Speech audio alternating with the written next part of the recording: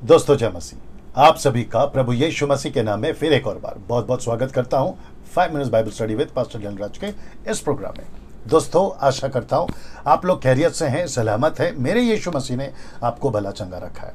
उम्मीद रखता हूं पिछली वीडियोस जो मैंने बनाई हैं, वो चाहे वचन का खुलासा हो या विषय हो, उन सभीयों से आप लोग सीख रहे हैं, यीशु के नज़दीक आ रहे हैं, यीशु के मिशन को समझ रहे हैं और साथ ही साथ ना केवल खुद बल्कि दूसरों को भी आप लोग जो है फॉरवर्ड कर रहे होंगे या उन तक शेयर कर रहे होंगे। दोस्तों उसी कड़ी में आज एक वचन का खुलासा आपके बीच में रखने जा रहा हूँ, जो कि अपने आप में बहुत बहुत ज़्यादा इंपॉर्टेंट, महत्वपूर्ण है और मैं समझता हूँ कि आपको इसको जानना या सीखना ज़रूरी है और इस पर मुझे खुलासा देना बहुत ज़रूरी हो गया था, जिसके चलते मैंने आज इस वीडियो पर उस पर बात करने का निर्णय लिया है।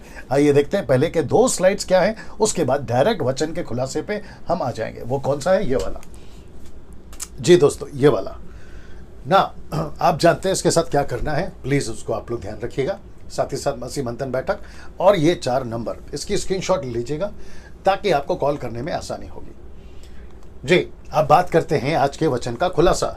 आज के वचन का खुलासा, जैसे मैंने अभी थोड़ी देर पहले कहा, बहुत बहुत ज़्यादा इम्पोर्टेंट है और मैं समझता हूँ कि उसको जानना आपके लिए, मेरे लिए और मसीह समाज के लिए और अगली पीढ़ी के लिए, अगर ये वीडियो वहाँ तक पहुँचता है तो उनके लिए भी बहुत ज़रूरी है। कौन सा वचन है? ये वाला, मत्ती 18:20, मैथ्यू 18:20, जिसके ऊपर मैं समझता हूं कि कई लोग, आप लोग भी जानना चाहते होंगे कि इसका सही कॉन्टेक्स्ट में, इसका सही अर्थ और इसको हम कब यूज करें, कैसे यूज करें, करें भी या ना करें, ये सब कुछ आज इस वीडियो पे आपको मैं बताने जा रहा हूं। तो सबसे पहले वचन को पढ़ लेते फिर बात करेंगे। लिखा है, क्योंकि जहां 2 या 3 मेरे नाम पर इकट्ठे होते हैं वहां मैं उनके बीच में होता हूं।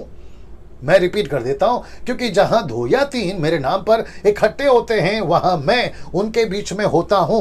अब इसको मैंने 3 हिस्सों में बांटा है और साथ ही साथ याद रखिए, अगर मैंने हाईलाइट किया है कोई भी वचन को या लाइन को, इसका मतलब है वहां से हमें कुछ सीखने को मिलेगा। ठीक है, तो सबसे पहले इसको मैंने 3 हिस्सों में डिवाइड कर दिया है या बांट दिया है। आइए उसको पहले देखते हैं। तो सबसे पहला ये लिखा है, ये 2 और 3 कौन है, इसको समझना होगा।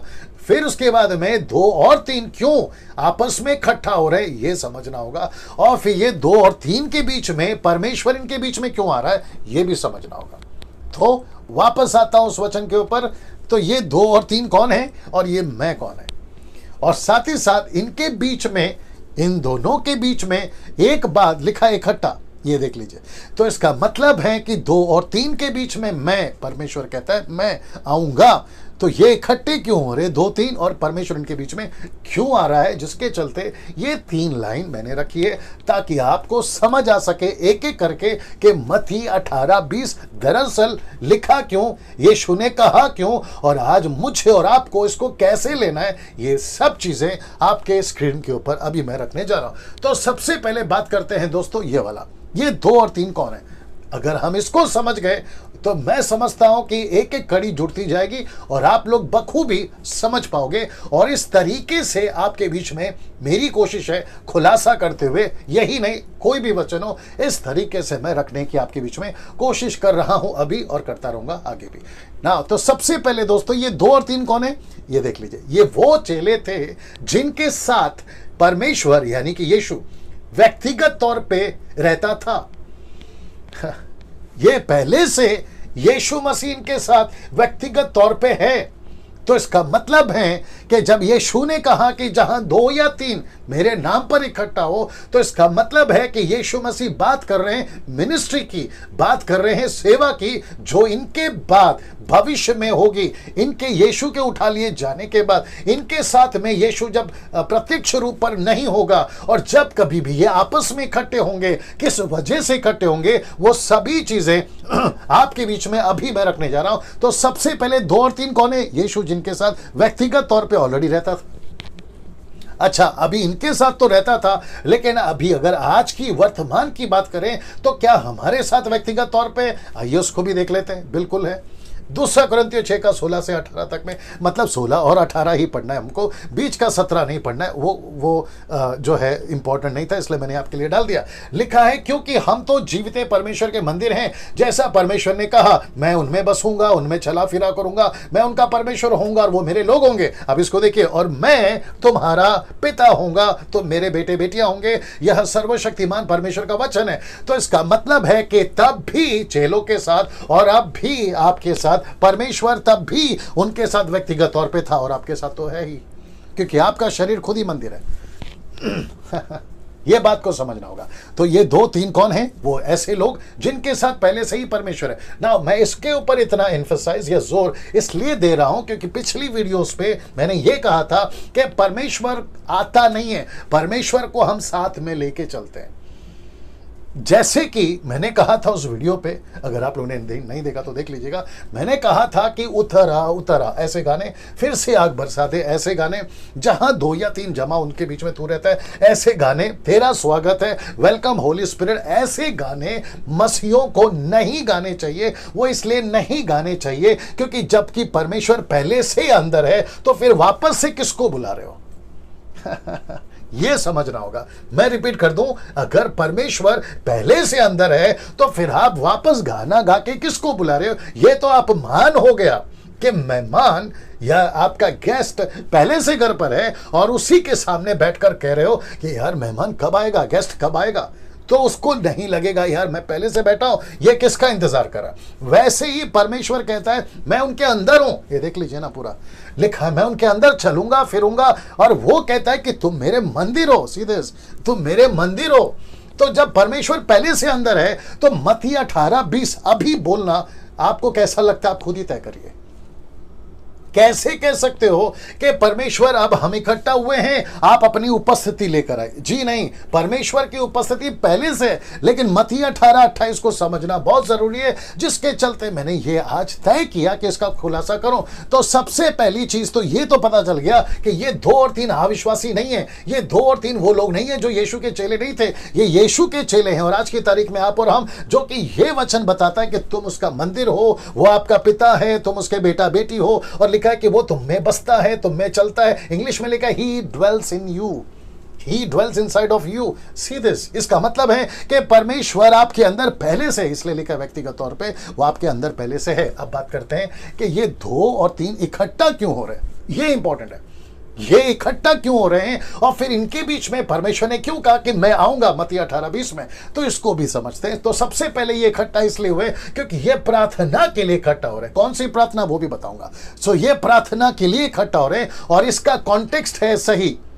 वचन 20 था ना, ये है 18 और 19। लिखा है मैं तुमसे सच कहता हूं। किसने कहा? यीशु ने कहा। कब के लिए कहा? तब के लिए और भविष्य के लिए और आज के लिए। कहता है मैं तुमसे सच कहता हूं, जो कुछ तुम पृथ्वी पर बांधोगे। तो बांधने का मतलब है मिनिस्ट्री, बांधने का मतलब है सेवा, बांधने का मतलब है कलीसिया, बांधने का मतलब है प्रार्थना।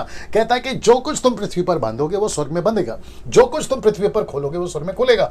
फिर वचन 19, फिर मैं तुमसे कहता हूं यदि तुम में से 2 या 3, बोल दीजिए 2 या 3 जन पृथ्वी पर किसी बात के लिए, याद रखो किसी बात के लिए, जिससे वे मांगे, सीधे मांगे प्रार्थना, और लिखा एक मन के हो तो वह मेरे पिता की ओर से जो स्वर्ग में है उनके लिए हो जाएगी। तो इनका इकट्ठा होने के पीछे मकसद क्या? प्रार्थना। कौन सी प्रार्थना? जो वो मिनिस्ट्री कर रहे थे तब, जो आज मिनिस्ट्री कर रहे हैं हम। याद होगा पतरस और यूहन्ना प्रेरितों की किताब 4 अध्याय वचन 28 में जब वो प्रार्थना कर रहे थे इकट्ठे होकर, तो वो जो जगह थी ना वो हिल गई। किसने हिलाई? परमेश्वर पिता ने। क्यों हिलाई? क्योंकि मिनिस्ट्री के संबंध में वो इकट्ठे होकर प्रार्थना कर रहे थे। उन्होंने पहले ऐसे नहीं कहा कि हे प्रभु तेरी उपस्थिति ला, उन्होंने पहले ऐसा नहीं कहा कि उतरा उतरा, उन्होंने ऐसा नहीं कहा कि रूए पाक फिर से उतर। नो, वो जानते थे कि परमेश्वर उनके साथ पहले से है, लेकिन वो प्रार्थना का उत्तर के लिए कह रहे हैं कि परमेश्वर तू प्रार्थना का उत्तर दे। तो कहता है मैं प्रार्थना के उत्तर के लिए तुम्हारे बीच में आऊंगा। और ये रहा उसका जवाब, तीसरा पॉइंट जो कि कनेक्ट करता है। कहता है कि परमेश्वर उनके बीच में क्यों आ रहा है। मैं वापस आपको दिखा देता हूं वो वाला वचन जो आपको समझ में आ जाएगा। ये वाला ऐसा लिखा है कि जहां 2 या 3 मेरे नाम पर इकट्ठा होते हैं वहां मैं उनके बीच में होता हूं। क्यों होता हूं ये तीसरा बात बताता है। क्यों होता हूं ये तीसरा बात बताता है। ये बताता है तीसरा, ये वाला तीसरा क्या कहता है। परमेश्वर इनके बीच में क्यों आ रहा है? क्यों आ रहा है? कॉन्टेक्स्ट में देख लीजिए, उनका प्रार्थना सुनने के लिए। उनके प्रार्थना का उत्तर देने के लिए।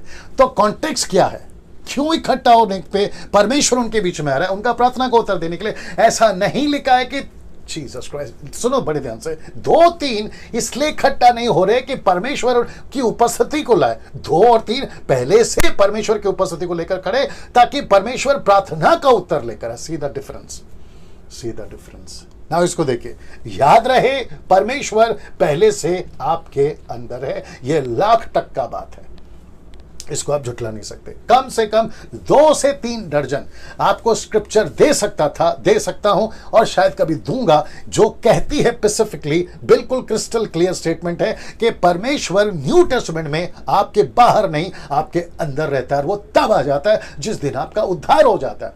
तो मत्ती 18:20 ऐसा नहीं कहना कि जब हम इकट्ठे होते तब आता है। जी नहीं, यह टोटल गलत है, नॉन बिब्लिकल है, टोटल गलत है। परमेश्वर को हर चेला लेके चलता था, तब लेके चलता है अब। परमेश्वर पहले से उनके अंदर था, उनके बाहर था, उनके साथ था। चेलों की बात कर रहा हूं, लेकिन अब तो हम परमेश्वर की उपस्थिति को लेके चल रहे हैं। तो फिर मत्ती 28:18 को, माफ करें 18:20 को हम कैसे यूज करते हैं, ये बहुत इंपॉर्टेंट है ना दोस्तों। ये देख लीजिए, जो कि बहुत इंपॉर्टेंट है। लिखा है whole Bible is for you but not the whole Bible is to you. Hindi में पूरी बाइबल आपकी है, लेकिन पूरी बाइबल में आपके लिए नहीं है। तो कुछ ऐसा है जो आपके लिए नहीं है, पूरी बाइबल में आपके लिए नहीं है। तो जो आपके लिए नहीं है वो दूसरों के लिए वहां तक रखो, जो आपके लिए है वो लेकर चलो ना। मैंने कहा था बीच में कि 3 तरह से आप वचनों का इस्तेमाल कर सकते हैं। सबसे पहला देख लीजिए, मूर्खतापूर्वक। दूसरा, भावुक होकर, इमोशनल। तीसरा है कॉन्टेक्स्ट में ले सकते हैं। तो आपको मत्ती 18:20 कैसे लेना है? मूर्खतापूर्वक नहीं लेना है, भावुक होकर नहीं लेना है, आपको कॉन्टेक्स्ट में लेना है। सिर्फ मत्ती 18:20 नहीं, टोटल बाइबल। इसलिए वापस ये दिखा देता हूं जो अभी आपको दिखाया था, whole Bible is for you but not the whole Bible is to you. फिर कहता है पूरी बाइबल आपकी है, लेकिन पूरी बाइबल में आपके लिए नहीं है। तो इसका मतलब है कि हम सभी को समझना होगा, हम सभी को समझना होगा, जी हम सभी को समझना होगा, हम सभी को समझना होगा कि क्या आपका है और क्या आपका नहीं है। मत्ती 18:20 परमेश्वर आज आपको 3 तरीके से बता दिया। 2-3 कौन है? यीशु के लोग हैं। 2-3 कौन है? यीशु के चेले थे। 2-3 कौन है? आप और हम है। दूसरा क्या कहता है? वो क्यों इकट्ठा हो रहे प्रार्थना के लिए। तीसरा कहता है परमेश्वर क्यों आया? उपस्थिति लेकर नहीं, प्रार्थना का उत्तर लेकर आया। वाह, इस तरीके से बाइबल पढ़िए, इस तरीके से वचनों को समझिए, और सब कुछ दूध का दूध और पानी का पानी हो जाएगा। दोस्तों इसको याद रखिएगा। अगले वीडियो के साथ फिर मुलाकात होगी, तब तक के लिए अपना ख्याल रखिए। प्रभु आपको खूब आशीष दे। जय मसीह।